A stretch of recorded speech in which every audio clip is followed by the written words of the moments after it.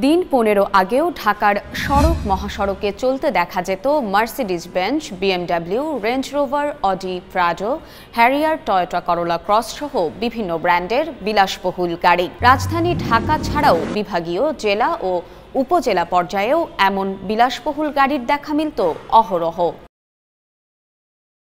5 August Awami League সরকারের পতনের পর বদলে গেছে এ চিত্র। সংশ্লিষ্ট বিভিন্ন সূত্রে জানা গেছে, যারা এসব গাড়ি চালাতেন তাদের একটা বড় অংশ সরকার পরিবর্তনের পর আত্মগোপনে চলে গেছেন। এর প্রভাব পড়েছে রাস্তায় বিলাসবহুল গাড়ি চলাচলে। গাড়ি ব্যবসায়ী ও সংশ্লিষ্ট সূত্রগুলো জানিয়েছে, বাংলাদেশে বিলাসবহুল গাড়ির ক্রেতাদের বড় একটি অংশ হলেন ক্ষমতাচ্যুত আওয়ামী লীগ সরকারের বিভিন্ন পর্যায়ের নেতাকর্মী, সাবেক ও বর্তমান আমলা, সরকারের পৃষ্ঠপোষকতা পাওয়া ব্যবসায়ী সহ অনেকেই।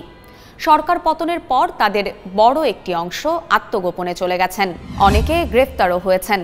তাদের ব্যবহৃত বিলাসবহুল গাড়িগুলো এখন আর সড়কে চলাচল করছে না। সাম্প্রতিক বছরগুলোয় বাংলাদেশে Mercedes Benz, BMW, Range Rover, অডির মতো দামি ব্র্যান্ডের বিলাসবহুল গাড়ির সংখ্যা বাড়তে দেখা গেছে। এসেছে রোলস রয়েলস, বেন্টলি, পোর্শে, মাসেরাতির গাড়িও। জাতীয় রাজস্ব বোর্ডের তথ্য বলছে, গত 6 বছরে আমদানি হয়েছে 2000-এর বেশি বিলাসবহুল গাড়ি।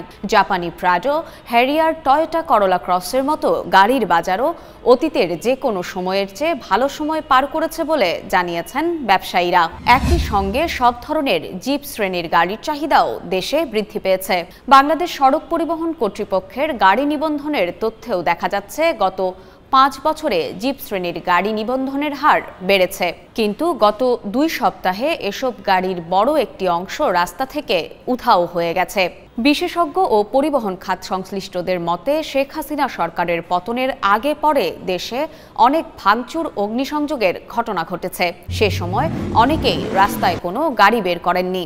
আবার বিলাসবহুল গাড়িগুলোর ক্রেতাদের বড় একটি অংশ বিগত সরকারের আমলে ব্যাপক মাত্রায় সরকারের আনুকূল্য পেয়ে এসেছেন।